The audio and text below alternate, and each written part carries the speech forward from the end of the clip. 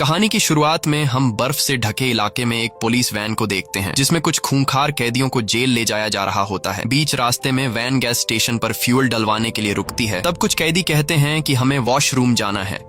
यह सुनकर गार्ड्स पहले तो उन्हें इजाजत नहीं देते, लेकिन फिर गार्ड्स सोचते हैं कि इस बर्फीले इलाके में ये लोग कहां तक भाग पाएंगे और अगर भाग भी गए तो जमा देने वाली सर्दी में ये लोग मारे जाएंगे। इसलिए गार्ड्स इन कैदियों को बाथरूम की तरफ ले जाते हैं। कुछ देर बाद सभी कैदी बाथरूम से होकर वापस वैन में बैठ जाते हैं, लेकिन तभी ऑफिसर देखता है कि एक कैदी जिसका नाम क्रेवन है वो वापस वैन में नहीं आया। और जब वो गार्ड वॉशरूम की तरफ जाता है तो वो देखता है कि क्रेवन नाम का वो कैदी वहीं पर खड़ा हुआ है। इसके बाद वो गार्ड क्रेवन को पकड़कर बाकी कैदियों के साथ जेल में लाता है और क्रेवन को सेल में बंद कर देते हैं। लेकिन यहाँ क्रेवन का रूम पार्टनर कहता है कि मुझे इस सेल में किसी और का आना पसंद नहीं। तब क्रेवन कहता है कि तुम टेंशन मत लो, वैसे भी मैं यहाँ कुछ दिन ही रहूंगा। अब जेल में क्रेवन की पहली रात तो गुजर जाती है और अगली सुबह क्रेवन जब एक्सरसाइज कर रहा होता है तो यहाँ के जो पुराने कैदी होते हैं वो क्रेवन को हल्के में लेकर उस पर हमला कर देते हैं। पर यहाँ क्रेवन उन दो कैदियों को अपना असली चेहरा दिखाता है और उन्हें पीट पीट कर उनका बुरा हाल कर देता है। अब जेल में दो कैदियों को मारने की वजह से गार्ड्स क्रेवन को पकड़कर उसे जेल के वार्डन के पास ले जाते हैं जिसका नाम साइमन है। साइमन क्रेवन से कहता है कि मैंने सुना है कि तुमने यहाँ दो कैदियों को मारा है। चलो ठीक है, आज तुमने ये सब कर दिया, लेकिन दोबारा इस तरह की गलती नहीं करना और अगर यहाँ रहना है तो तुम्हें डिसिप्लिन से रहना होगा, नहीं तो मुझे तुम्हें सुधारने का तरीका आता है। क्रेवन चुपचाप खड़ा होकर उसकी बातें सुन रहा होता है और तभी उसकी नजर जमीन पर पड़े एक शेर पर जाती है जिसे मारकर उसका कालीन बना दिया गया था। ये देखकर क्रेवन को काफी बुरा लगता है। तब वार्डन पूछता है कि तुम इससे पहले क्या करते थे और यहाँ कैसे आए, जिस पर क्रेवन जवाब देता है कि मैं एक हंटर हूँ और तुम जैसे लोगों का शिकार करता हूँ। ये कहते ही क्रेवन वार्डन पर हमला कर देता है और उसके गले पर चाकू से कई बार वार करके उसे मार डालता है। इसके बाद क्रेवन यहाँ से भागने लगता है और वह एक जानवर की तरह खोदते हुए दीवार से चिपककर ऊपर छत पर चढ़ जाता है। यहाँ हमें पता चलता है कि क्रेवन कोई आम इंसान नहीं है, बल्कि उसके पास सुपर नेचुरल पावर्स हैं। इस दौरान गार्ड्स उस पर गोलियां भी चलाते हैं, लेकिन क्रेवन बड़ी आसानी से गोलियों से खुद को बचाकर जेल से बाहर निकल आता है। जेल के बाहर पहले से उसका एक साथी प्लेन लेकर उसका इंतजार कर रहा होता है और प्लेन में आते ही क्रेवन माइक लगाकर किसी से कहता है कि मैंने साइमन को मार डाला। और यहाँ हमें पता चलता है कि क्रेवन कोई कैदी नहीं था, बल्कि वह जानबूझकर एक कैदी के बदले जेल में आया था ताकि जेल का वार्डन जिसका नाम साइमन है उसे मार सके, और उसने अपना काम पूरा कर दिया। अब कहानी यहाँ से जाती है फ्लैशबैक में, यानी कि 16 साल पीछे, जहाँ पर क्रेवन अपने छोटे भाई डिमिट्री के साथ होता है। कुछ देर बाद इन दोनों को स्कूल से लेने के लिए इनके डैड निकोलाई आते हैं। निकोलाई एक बहुत ही अमीर और पावरफुल इंसान है जो इलीगल तरीके से जानवरों को मारकर उनके खाल बेचता है। रास्ते में निकोलाई अपने बेटों से कहता है कि आज तुम्हारी मॉम की डेथ हुई है। उनकी दिमागी हालत ठीक नहीं थी और उन्होंने खुद अपनी जिंदगी का खात्मा कर दिया। ये सुनकर दोनों भाइयों को काफी दुख होता है, पर क्रेवन अपनी माँ की मौत का जिम्मेदार अपने पिता को मानता है, क्योंकि बिजनेस के चलते उन्होंने कभी अपने परिवार को टाइम नहीं दिया। इसलिए आज इनकी माँ इनके बीच जिंदा नहीं है। यहाँ इन दो भाइयों को लग रहा था कि अब वो अपनी माँ के फ्यूनरल में जाएंगे, लेकिन बेरहम निकोलाई अपने बेटों को उनकी माँ के फ्यूनरल पर ले जाने के बजाय जंगल में शिकार के लिए ले जाता है और वहां ये लोग एक बहुत ही खूंखार शेर जिसका नाम जार शेर है उसे ढूंढने लगते हैं। दूसरी तरफ हमें एक लड़की को दिखाया जाता है जिसका नाम कलिप्सो है। वह अपनी ग्रैंड मदर के साथ होती है। कलिप्सो की ग्रैंड माँ जंगल के आदिवासी लोगों की फैमिली से बिलोंग करती थी और यहाँ वह कलिप्सो को कुछ कार्ड्स और एक छोटी सी बोतल में एक सीरम देती है। कलिप्सो की ग्रैंड माँ उससे कहती है कि इस सीरम को कोई आम सीरम मत समझना, ये एक बहुत ही पावरफुल सीरम है जो हमारे परिवार की कई पीढ़ियों से चलता आ रहा है। ये सीरम किसी भी जख्म को भर सकता है, यहाँ तक कि इस सीरम से किसी की जान भी बचाई जा सकती है। वहीं क्रेवन के पिता अभी तक जार शेर को ढूंढने में लगे हुए थे और तभी निकोलाई के पास एक आदमी आता है जिसका नाम अलेक्सी है। अलेक्सी भी एक शिकारी है जो निकोलाई से कहता है कि मैं चाहता हूँ कि हम दोनों पार्टनरशिप कर लें और मिलकर शिकार किया करें। ये सुनकर निकोलाई मुस्कुराता है और कहता है कि शिकार और वो भी तुम्हारे साथ, ऐसा कभी नहीं हो सकता क्योंकि तुम अभी मेरे लेवल के शिकारी नहीं हो। निकोलाई उसकी बेइज्जती करते हुए कहता है कि इस दुनिया में तुम्हारा कोई वजूद नहीं है। तुम जैसे लोग बिना किसी मकसद के इस दुनिया में रह रहे हैं और अगर मैंने तुम जैसे लोगों के साथ हाथ मिला लिया तो तुम्हारी वजह से मेरी इमेज खराब हो जाएगी। ये सब बुरा भला कहकर निकोलाई अलेक्सी को यहाँ से भगा देता है। अलेक्सी अपनी इस बेइज्जती से निकोलाई पर काफी गुस्सा हो जाता है और चुपचाप वहाँ से चला जाता है, लेकिन उसकी आंखों में निकोलाई के लिए उभरती हुई नफरत हमें साफ दिखाई देने लगती है। वहीं क्रेवन और उसका भाई बातें करते करते अपने ग्रुप से काफी दूर जंगल में आ जाते हैं और तभी उनके सामने इस जंगल का राजा जार शेर आ जाता है। क्रेवन अपने भाई को प्रोटेक्ट करते हुए सीधा जार शेर पर बंदूक तान देता है। जार शेर बहुत ही ज्यादा खूंखार दिख रहा था। अब इससे पहले कि क्रेवन उसे शूट कर पाता तभी जार शेर उस पर हमला कर देता है और उसे बुरी तरह से अपने पंजों में जकड़ लेता है। अपने बेटों की चिल्लाने की आवाज सुनकर निकोलाई भी वहां पहुंच जाता है और वो शेर पर गोलियां चलाते हैं, जिससे कुछ गोलियां शेर को लग जाती हैं। अब शेर खुद को बचाते हुए वहां से जाने लगता है और अपने साथ ग्रेवन को भी दूर ले जाता है। वहीं हम कैलिप्सो को देखते हैं जो अपने पेरेंट्स के साथ जंगल का नजारा देखने आई थी और तभी उसे दूर जंगल में क्रेवन और वो जार शेर दिखाई देते हैं। अब कैलिप्सो क्रेवन की जान बचाने के लिए उसके पास आती है। कैलिप्सो को देखकर जार शेर वहां से चला जाता है, लेकिन जाते हुए उस जार शेर के खून का एक बूंद क्रेवन के जख्म में गिर जाता है। क्रेवन को घायल हालत में देखकर कैलिप्सो को कुछ समझ नहीं आ रहा था कि क्या करना चाहिए और तभी उसे अपनी दादी का दिया हुआ सीरम याद आता है जिससे हर जख्म को भरा जा सकता था। कैलिप्सो जल्दी से इस सीरम को निकालकर क्रेवन को पिला देती है, पर क्रेवन को होश नहीं आता। कुछ देर बाद वहाँ एक हेलीकॉप्टर आता है और क्रेवन को हेलीकॉप्टर में लेकर सीधा हॉस्पिटल में एडमिट कर दिया जाता है, जहाँ डॉक्टर्स क्रेवन को बचाने की पूरी कोशिश करते हैं, पर क्रेवन सांस नहीं ले रहा था। जिसके बाद डॉक्टर्स हार मान जाते हैं और क्रेवन को मरा हुआ समझकर चले जाते हैं। पर अगले ही पल क्रेवन की आंखें खुल जाती हैं और उसकी आंखें अजीब सी चमकने लगती हैं। दरअसल उस जार शेर के खून और कैलिप्सो ने जो उसे सीरम पिलाया था यह उसी का कमाल था। और अब क्योंकि शेर का खून उसके डीएनए के साथ मिक्स हो चुका था, इसलिए बहुत ही जल्दी उसके जख्म भरने लगते हैं और क्रेवन बहुत ज्यादा ताकतवर हो गया था। यह सब देखकर डॉक्टर्स भी परेशान थे और उन्हें समझ नहीं आ रहा था कि आखिर यह सब कैसे हुआ। जिसके बाद निकोलाई अपने बेटे को घर ले जाता है। घर आकर निकोलाई क्रेवन से कहता है कि तुमने बहुत बहादुरी से उस शेर का मुकाबला किया, तुम बहुत ही बहादुर हो और एक दिन तुम्हें मेरा सारा बिजनेस संभालना है। इसके बाद निकोलाई उसे उस जार शेर का कटा हुआ सिर दिखाता है जिसने उसे घायल किया था। शेर का कटा हुआ सिर देखकर क्रेवन को बिल्कुल भी अच्छा नहीं लगता। यहाँ हम देखते हैं कि क्रेवन में बदलाव आने लगे हैं। जहाँ पहले वो खुद जानवरों का शिकार किया करता था, अब उसे बेजुबान जानवरों को मारना बुरा लगता है। दरअसल ये सब इसलिए हो रहा है क्योंकि अब क्रेवन में एक शेर का डीएनए है और वो खुद को जानवरों का रक्षक समझता है। वो गुस्से से अपने पिता से कहता है कि तुमने उस शेर को क्यों मारा। ये कहकर वो वहाँ से चला जाता है और जैसे ही रात होती है तो क्रेवन अपना सामान पैक करके घर छोड़कर जंगल में जाने का फैसला करता है।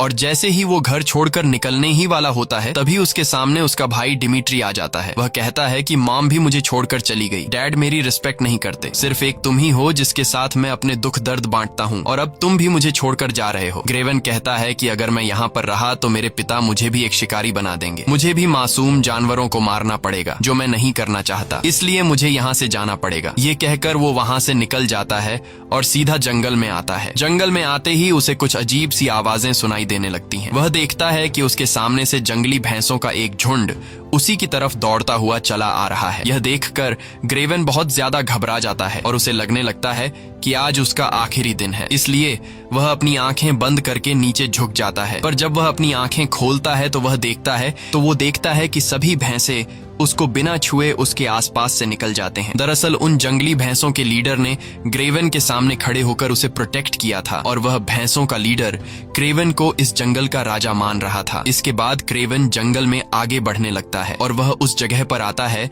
जहाँ पर वह हमेशा अपनी माँ के साथ आया करता था। क्रेवन अब यहीं पर रहना शुरू कर देता है। क्रेवन को धीरे धीरे पता चलता है कि अब उसके अंदर बहुत सारी शक्तियां आ चुकी हैं और ये इसीलिए हुआ है क्योंकि लायन का डीएनए उसके शरीर में आ चुका है। और एक दिन जब उसे बहुत ज्यादा भूख लगती है तो वह एक हिरण का शिकार करता है और यहाँ पर हम क्रेवन की शक्तियां देखते हैं। वह एक शेर की तरह दौड़ रहा होता है और एक टाइगर की तरह बहुत ऊंची ऊंची जंप कर रहा होता है जो कोई आम इंसान नहीं कर सकता। एक दिन उसे गोली चलने की आवाज आती है जिसे सुनकर वह जल्दी से पेड़ के ऊपर चढ़ जाता है, जहां उसे कई किलोमीटर दूर दो शिकारी दिखाई देते हैं जो जंगली भैंसों को मार रहे थे। यह देखकर क्रेवन काफी गुस्सा हो जाता है और वह बहुत तेज रफ्तार से दौड़कर वहां पहुंचता है, लेकिन अब काफी देर हो चुकी थी क्योंकि उन दो शिकारियों ने कई सारी भैंसों को मार डाला था। क्रेवन उन दो शिकारियों से कहता है कि अब तक तुमने जितने जानवरों को मारा है उसके लिए मैं तुम्हें माफ कर दूंगा, पर आज के बाद अगर तुमने यहाँ पर किसी भी जानवर को मारा तो मैं तुम्हें नहीं छोड़ूंगा। यह सुनकर वे शिकारी हंस पड़ते हैं और क्रेवन का मजाक उड़ाते हुए उस पर बंदूक तान देते हैं, लेकिन उन्हें पता नहीं था कि वे किससे पंगा ले रहे हैं। क्रेवन बिजली की रफ्तार की तरह उन पर टूट पड़ता है और उन दोनों शिकारियों को मार डालता है। और यहीं से कहानी फिर से प्रेजेंट में आती है, जहाँ पर क्रेवन जेल के वार्डन को मारकर उसी जंगल में वापस आ चुका है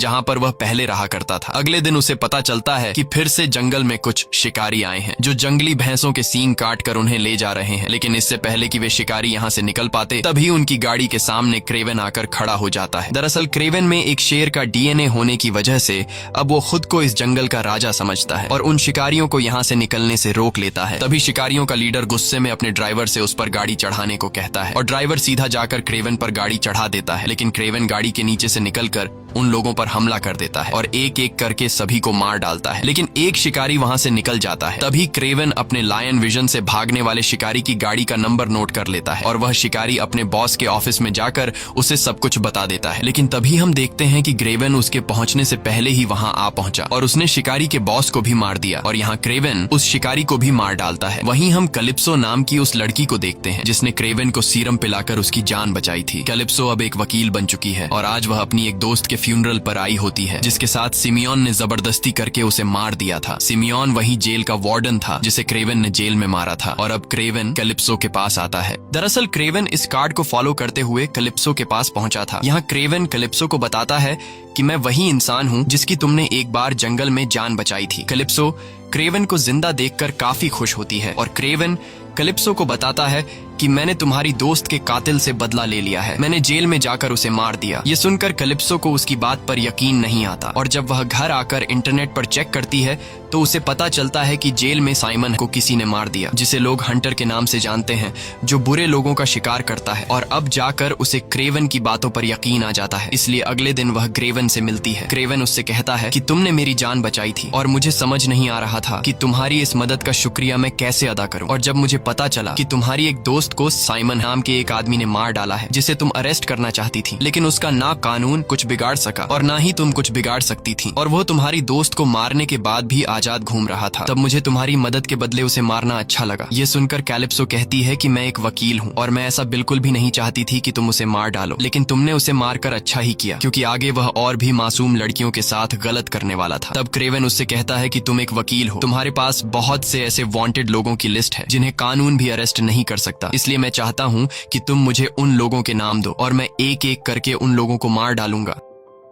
कैलिप्सो उसका साथ देने के लिए तैयार तो हो जाती है, पर वह कहती है कि इससे तुम्हारी जान को खतरा पड़ सकता है। वहीं दूसरी तरफ हमें उस शिकारी को दिखाया जाता है जिसका नाम अलेक्सी है। ये वही शिकारी है जो कभी क्रेवन के पिता के पास आया था। उसने क्रेवन के पिता से कहा था कि हम दोनों मिलकर शिकार करते हैं, लेकिन क्रेवन के पिता ने उसकी बेइज्जती करते हुए इनकार कर दिया। और अब अलेक्सी का एक आदमी उसे बताता है कि क्रेवन नाम का एक आदमी है जो शिकारियों को मार रहा है। यह सुनकर अलेक्सी समझ जाता है कि अगर क्रेवन को रास्ते से नहीं हटाया गया तो एक दिन वह मुझे भी मार डालेगा। इसलिए अलेक्सी कुछ ऐसे लोगों के पास जाता है जिनके लीडर को क्रेवन ने मार डाला था। वो उनसे कहता है कि तुम्हारा लीडर मारा जा चुका है और अब तुम्हारा बिजनेस बिल्कुल बंद पड़ा है, इसलिए अगर तुम लोग मुझे अपने बॉस की जगह दे दो तो तुम लोगों का बिजनेस फिर से स्टार्ट हो जाएगा। यह सुनकर कुछ लोग गुस्सा हो जाते हैं और अलेक्सी पर गोलियां चलाने लगते हैं, लेकिन यहाँ हम देखते हैं कि अलेक्सी पर गोलियों का असर ही नहीं हो रहा और गोलियां उसकी बॉडी के आर पार जाने के बजाय उसकी बॉडी गोलियों को रोक देती है। दरअसल अलेक्सी के पास अब एक ऐसी पावर आ गई है जिससे वह खुद को एक राइनो में बदल सकता है, और राइनो में बदलने के बाद उसकी बॉडी इतनी मजबूत हो जाती है कि बंदूक की गोली उसका कुछ भी नहीं बिगाड़ पाती। वहीं अलेक्सी का शूटर भी यहीं छिपा होता है और जैसे ही वे लोग अलेक्सी को फिर से शूट करने वाले होते हैं तभी अलेक्सी का शूटर उन सभी लोगों को मार देता है जो उसे अपना लीडर नहीं मानना चाहते थे। अब यहाँ सिर्फ एक ही आदमी बचा होता है और वह ये सब देखकर डर के मारे तुरंत अलेक्सी को अपना लीडर मान लेता है। अलेक्सी को आज भी उस दिन की बेइज्जती याद थी जब वह निकोलाई के पास आया था और उसने पार्टनर बनने की पेशकश की थी, लेकिन निकोलाई ने मना कर दिया था। और अब अलेक्सी निकोलाई से अपना बदला लेने के लिए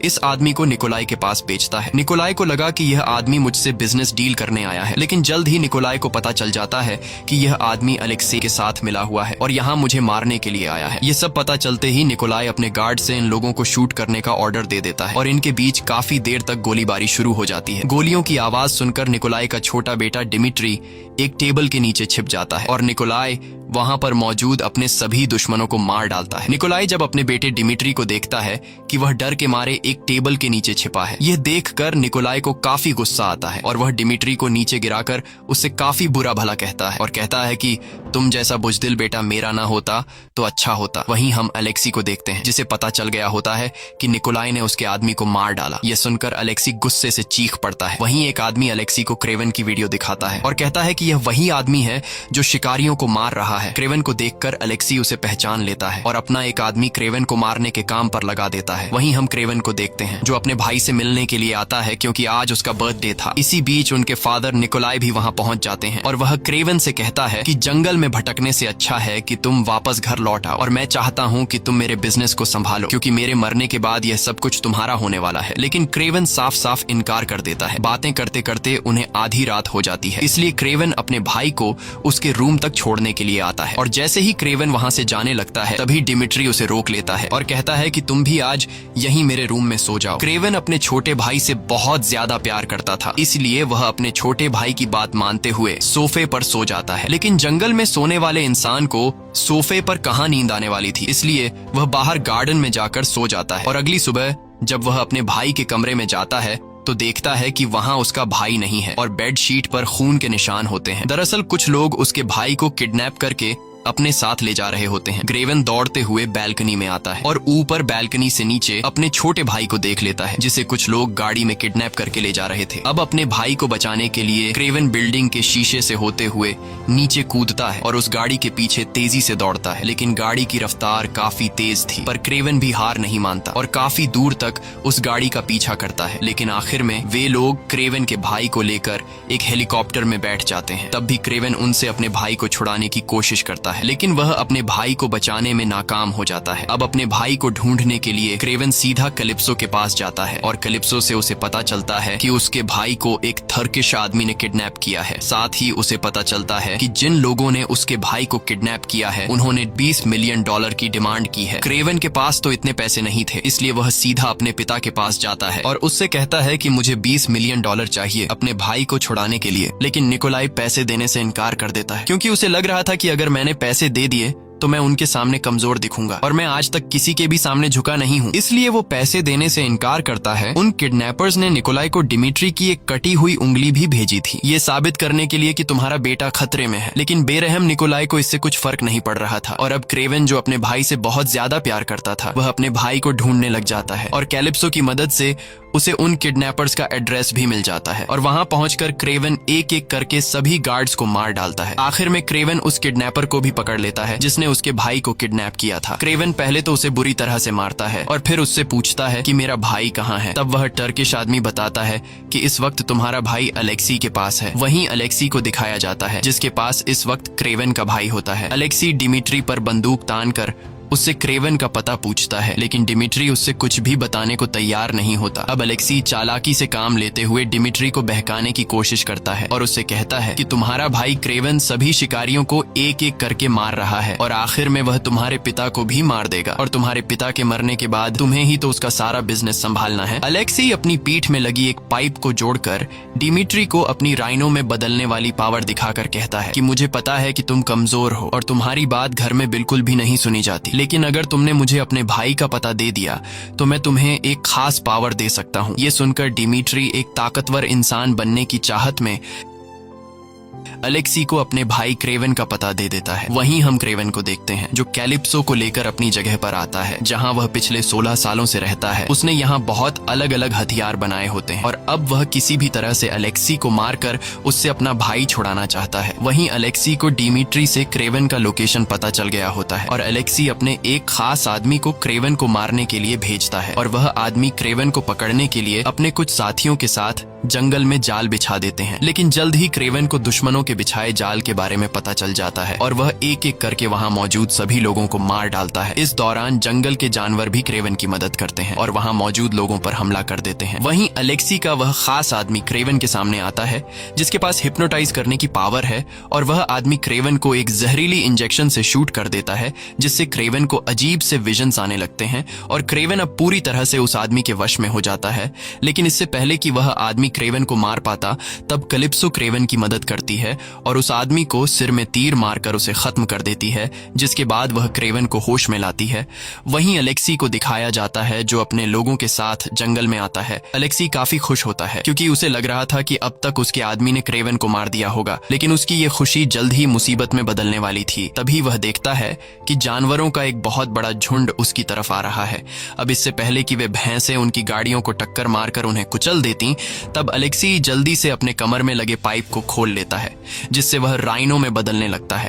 भैंसों की टक्कर से अलेक्सी के बाकी साथी तो मारे जाते हैं, लेकिन अलेक्सी को कुछ नहीं होता क्योंकि अब उसकी बॉडी काफी मजबूत हो चुकी थी। और इसी बीच क्रेवन भी वहां आ जाता है। अब यहाँ इन दोनों के बीच फाइट छिड़ जाती है और काफी देर तक इनके बीच जबरदस्त फाइट होती है। पर अलेक्सी पर क्रेवन के हमलों का कुछ असर ही नहीं पड़ रहा था क्योंकि उसकी बॉडी लोहे से भी ज्यादा सख्त हो चुकी थी और अब वह क्रेवन को पीट पीट कर उसकी हालत खराब कर देता है। लेकिन क्रेवन भी हार नहीं मानता और अलेक्सी से लड़ता रहता है। पर अलेक्सी की ताकत के सामने क्रेवन कमजोर पड़ रहा था, इसलिए अलेक्सी क्रेवन को उठा उठा कर पटकता है। लेकिन यहाँ क्रेवन समझदारी से काम लेते हुए अलेक्सी को रस्सी में फंसाकर उस रस्सी को जंगली भैंसों के बीच फेंक देता है, जिससे अलेक्सी खींचते हुए भैंसों के बीच गिर जाता है और वे भैंसे उसके ऊपर चढ़कर उसे बुरी तरह घायल कर देते हैं। अब अलेक्सी थोड़ा बहुत कमजोर हो चुका था और यहाँ क्रेवन को पता चल जाता है कि अलेक्सी अपने पेट में लगे ट्यूब की वजह से राइनो में बदल रहा है। ये पता चलते ही क्रेवन सीधा जाकर एक लोहे की रॉड से अलेक्सी के ट्यूब वाली जगह पर वार करता है, जिससे अलेक्सी दर्द से चिल्ला पड़ता है और उसके मुंह से खून आने लगता है और फाइनली अलेक्सी की मौत हो जाती है। वहीं क्रेवन का भाई डिमिट्री भी आ जाता है। इसके बाद क्रेवन सीधा अपने डैड निकोलाई के पास जाता है और क्रेवन अपने डैड निकोलाई से कहता है कि मैं जानता हूं कि तुमने मेरी वीडियो अलेक्सी को दी थी। तब निकोलाई कहता है कि मैं पहले से जानता था कि तुम सभी शिकारियों को मार रहे हो और मेरे बिजनेस का सबसे बड़ा दुश्मन अलेक्सी था, लेकिन मैं उसका कुछ भी नहीं बिगाड़ पा रहा था। इसलिए मैंने प्लानिंग करके अलेक्सी को बेवकूफ बनाकर उससे तुम्हारे भाई को किडनैप करवाया और साथ ही उसे तुम्हारी वीडियो देकर ये दिखाया कि तुम सभी शिकारियों को मार रहे हो और तुम उसके लिए खतरा हो। मुझे पता था कि तुम अपने भाई को बचाते हुए उसे मार डालोगे और तुमने ऐसा कर भी दिया। तुमने आज मेरे सबसे बड़े दुश्मन को रास्ते से हटा दिया। ये सब सुनकर क्रेवन को काफी गुस्सा आता है क्योंकि वह अब तक अपने डैड के बनाए हुए प्लान पर खेल रहा था। क्रेवन कहता है, चलो ठीक है, जो कुछ भी हुआ ठीक हुआ, लेकिन अब मैंने जानवरों का शिकार करने वाले सभी शिकारियों को खत्म कर दिया है। अब मेरी लिस्ट में सिर्फ तुम्हारा नाम बचा है। मैं चाहता हूँ कि तुम ये काम छोड़ दो। लेकिन निकोलाई कहता है कि मैं ये काम नहीं छोड़ सकता। मैं बचपन से एक शिकारी हूँ